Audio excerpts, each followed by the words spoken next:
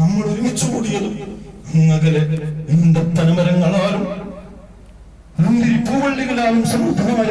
ആ മദീന മുനവ്വറയിലെ പച്ചക്കുപ്പക്ക് താഴെ കിടന്നുകൊണ്ട് നമ്മുടെ ഹബീബ് നോക്കി കാണുന്നുണ്ടെന്ന് പറയുമ്പോൾ, പ്രിയപ്പെട്ടവരെ, ആ ഹബീബായ തങ്ങൾ എന്നിട്ട് പറയുന്നു, നിങ്ങൾ ചെയ്യുന്ന നന്മകൾ എനിക്ക് മലക്കുകൾ കാണിച്ചു തരുമ്പോൾ ഞാൻ റബ്ബിനെ സ്തുതിക്കും, ഞാൻ അൽഹംദുലില്ലാ എന്ന് പറയും. കാരണം എന്താണ്? നാളെ മഹ്ശറയിൽ